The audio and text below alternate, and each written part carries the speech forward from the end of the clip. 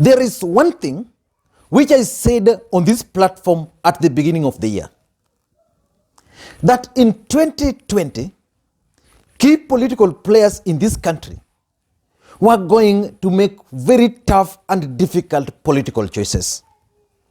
And from the look of things, President Uhuru Kenyatta has made the choice. The president is charting his own political path without the Deputy President William Samoei Ruto in the equation. And the president, in my view, is already out to destroy his Deputy William Samoei Ruto. And that can explain why the Deputy President pulled out from those parallel meetings they were planning over the Building Bridges initiative. And today, something very interesting happened in this country.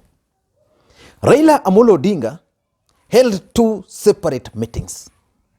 The first meeting Raila Odinga held was with the senators from Central Kenya region. All of them. There was the senator for Kirinyaga, Charles Kibira.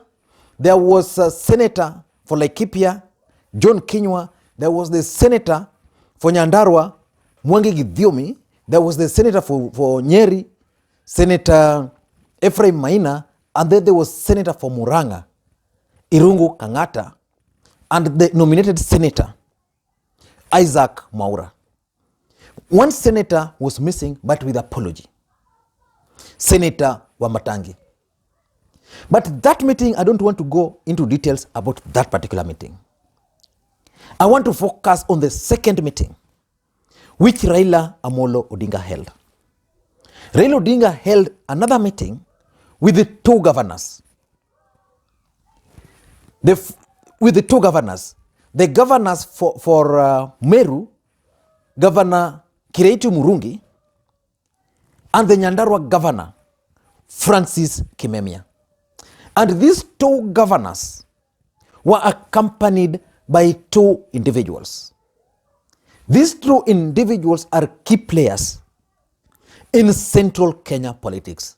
As a matter of fact, these two individuals who accompany them, which we are going to look at, are normally the key funders of President Uhuru Kenyatta and also the former President Mwai Kibaki. Now let's go into the real politics. This meeting, the second meeting, could not just happen without the approval of President Uhuru Kenyatta. He approved that meeting. And let's go into the real politics so that you can understand. Two key political events happened in this country. There was an event which President Uhuru Kenyatta organized for the leadership from Mount Kenya region. That event was held in Sagana State Lodge. And according to the list of participants in that event, the speakers, which I discussed exhaustively on this channel, the person who spoke last then invited President Uhuru Kenyatta to speak at that event was Governor Kiraitu Murungi. And that was intended to send a clear message that Kiraitu Murungi was going to play a key role around President Uhuru Kenyatta. And even before that, by I think it was in April last year, Kiraitu Murungi made a statement which was purely a coded message to the people of Central Kenya region or Mount Kenya region. Listening to Kiraitu Murungi, then we go to the next. Tuna shida nyingi. So we need the church to put our people to have some meaning in their lives. Kama unajua mimi ni rafiki ya Uhuru Kenyatta, sifichi hiyo. Ni ndugu yangu. Unajua President Uhuru Kenyatta ndio kiongozi wetu. Hata ile yetu ya Mount Kenya yote hatuna mwingine. Bila Raila anaheshimiwa huko kwao, ndio tunamheshimu Uhuru Kenyatta hapa. Na kiongozi wetu akisema tufanye kitu, sisi tunafanya. Sasa tumeongea na yeye, muuliza hii siasa ndugu yangu inaenda namna gani? Akasema sasa Hii siasa 2022 iko mbali kidogo. Tungoje. Tuachane na mambo mengi, tufanyie wananchi kazi. Wakati ukifika tutakaa chini, tufanye hesabu yetu, tuone watu wetu watafaidika namna gani. Because politics is about interests. Si wimbo sana.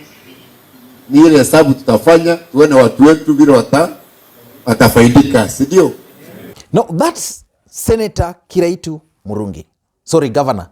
For those who remember, Kiraitu Murungi was one of the liberation heroes in this country. He fought the excesses of KANU. He was a minister under Kibaki government. Kiraitu Murungi was the first senator for Meru. Then Kiraitu Murungi again became the governor in the last election. Then the second person who met Raila Odinga together with Kiraitu Murungi is Governor Francis Kimemia. And the real politics is here. For those who followed the official launch of the Building Bridges initiative at the Bomas of Kenya, just like what happened at the Sagana State Lodge, that event was controlled. Just like the speakers at the Sagana State Lodge. And one of the people who was given the platform to speak at the Bomas of Kenya was Governor Francis Kimemia. Kimemia spoke on behalf of governors, especially from central Kenya. And because in politics, nothing just happened like that. It can't happen that Kiraitu Murungi spoke at Sagana, Francis Kimemia spoke at Bomas. Then these two individuals just now decide to come and have a meeting with Raila Odinga. These two governors are not your ordinary governor. Francis Kimemia was the head of the public service in this country. So it means he's a very important person as far as central Kenya is concerned, because he has been trusted by the government or by the powers that be to hold that position for them. Now, Francis Kimemia and Kiraitu Murungi were accompanied by two people. One from Meru and another one from central Kenya. The first one was Peter Munga. When I mention the name Peter Munga, what comes to your mind? Most probably Equity. Peter Munga was the founder of Equity Bank. But Peter Munga also holds a very serious position within central Kenya. He is the chairman of Mount Kenya Foundation. Mount Kenya Foundation, let me just get you the details here. Mount Kenya Foundation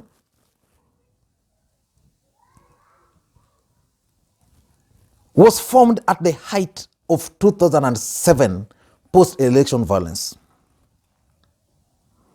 So it was formed to take care of the interest of the Kikuyus, because Kikuyu was actually isolated from the rest of Kenya.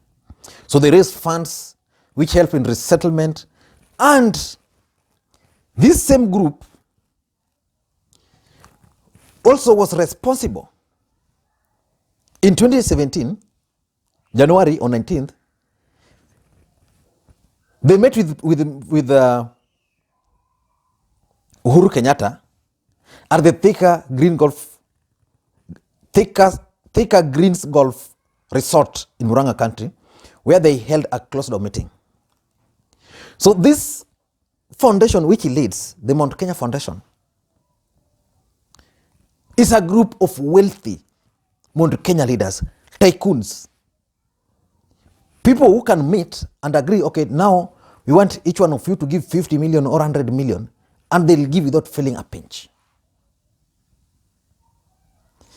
If Uhuru wants Let's say today Uhuru wants 900 million.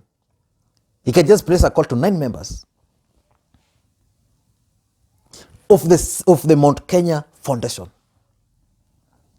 And those monies will be raised. So I'm sure that the person who organized this meeting with Raila Odinga, between Raila Odinga and the governors and these guys, is none other than President Uhuru Kenyatta. The president is going to destroy his deputy. And is doing it. He has already indicated. Now, who are some of the members of Mount Kenya Foundation? The chairman is Peter Munga, who is the founder of Equity. Then there is Wilfred Murungi, the owner of Mastermind Tobacco, Kenya.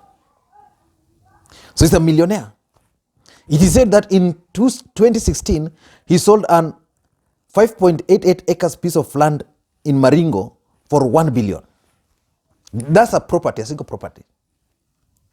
Apart from owning different companies in Kenya, he is also the director of Athi River Mining Cement Limited, Makwiny Limestone Limited, and several others. So that's the second director. The third director is Michael Waweru. We all know Michael Waweru was a former commissioner of the KRA and is a major shareholder in Kenya Airways. He's also the chairman of Alexander Forbes Group in Kenya and a board member of East Africa Cables Limited. Waweru is the second largest investor in Transcentury Limited with 7.52%. Those who understand the political economy of this country will understand what Transcentury is. That's something which has been used by Central Kenya elites to pull resources and to bid for mega tenders in government. The fourth guy is Dennis Waweru. Dennis Waweru is the immediate former member of parliament for Dagoretti South. He would still be an MP today, but he opted to run for the governor of Nairobi. And this guy has been consistent in his support for the Building Bridges initiative together with Minor Commander. And in Kibera, that's when they came publicly. So that's another guy, and he's an insurance tycoon in Kenya. And he is also the chief dealer at the FIDA Investment Bank. Then there is Mutuma Nkanata, who is the coordinator of the group. So that's the group which Peter Munga chairs. And I'm sure Peter Munga went to meet Raila with these guys in his capacity as the chairman of the Mount Kenya Foundation. That should worry the Deputy President, William Samoei Ruto. And that should be good news to Raila Odinga. Because the Central Kenya tycoons can now go to him for a meeting. Then the second person now comes from Meru. Because we have the Kikuyu elites, or the Kikuyu tycoons, and that's where Peter Munga was. Then there was a guy from Meru, it's called Tetas Kirea Ibui. Now, this guy is also very rich. He's a tycoon on his own from Meru region. He's the director of Bell Industries. Bell Industries deals with agribusiness. They produce fertilizers, the biggest player in East Africa. So you can understand that Uhuru sent to Raila Odinga, I'm saying that with authority, two governors, the governor for Meru and the governor for Nyandarua. And these are the guys who spoke at the Sagana and also spoke at the Bomas. Very clear message. Then he now goes and brings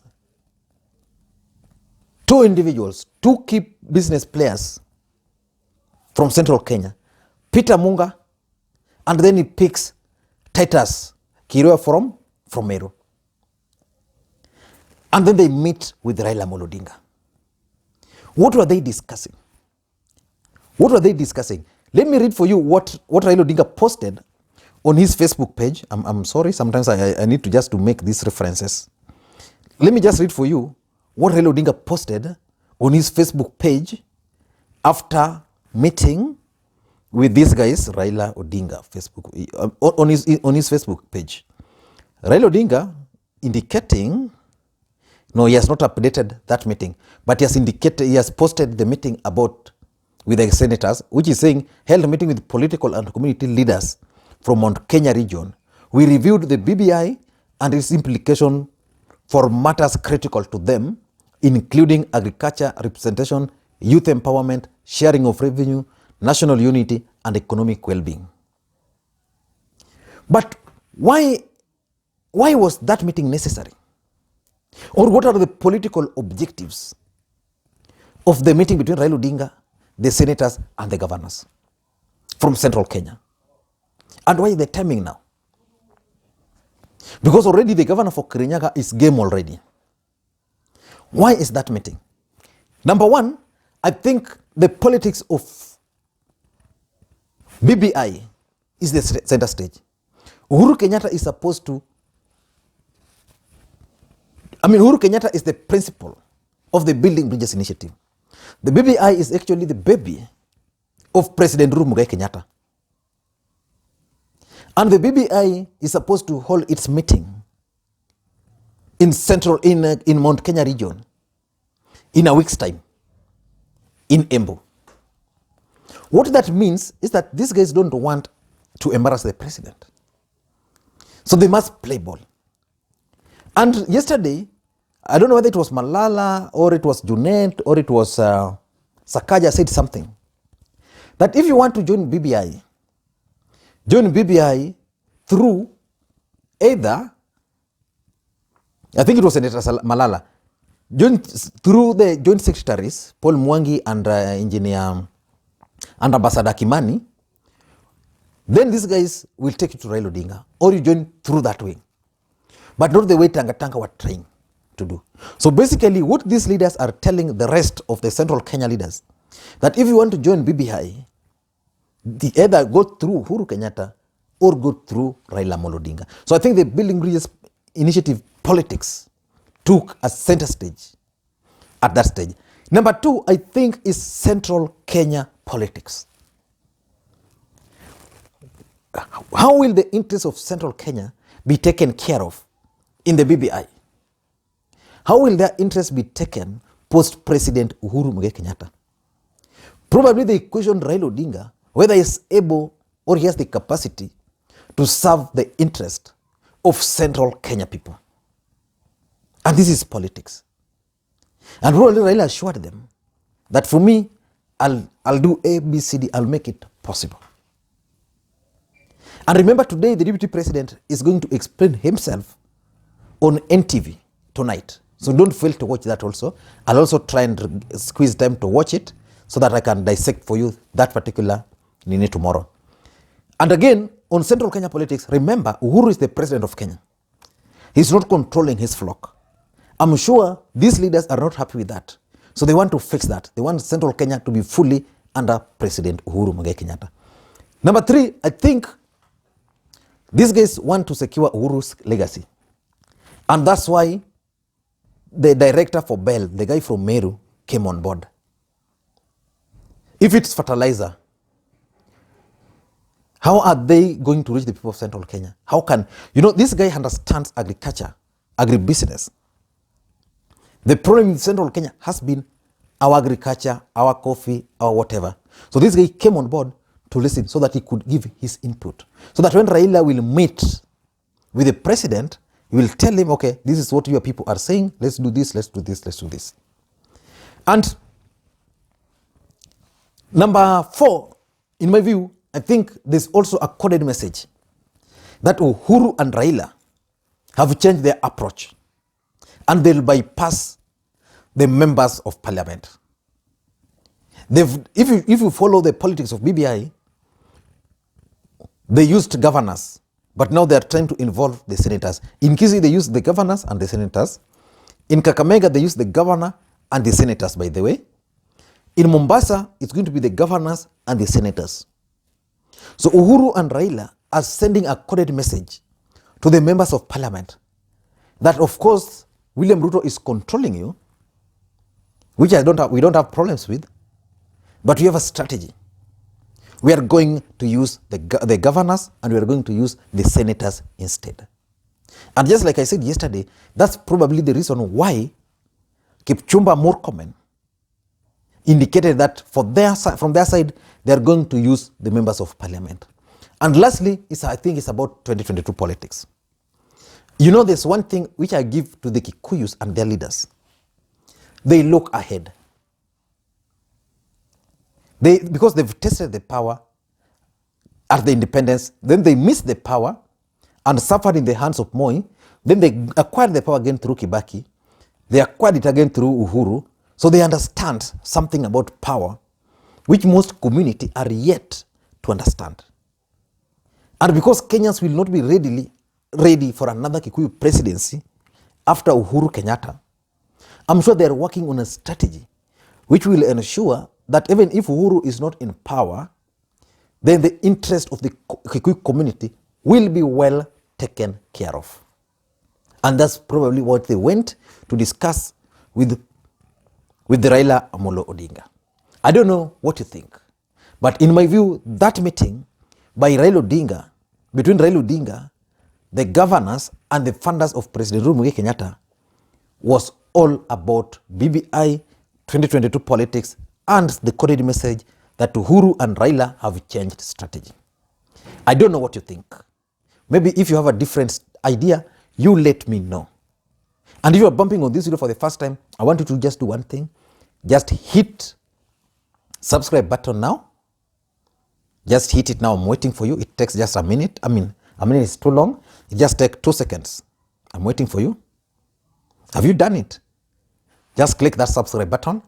And then for the subscribers, as usual, I want to continue thanking you guys. And for those who want to give me their opinion, you can always reach me on my WhatsApp number, which I sometimes give on this platform, which is 0722.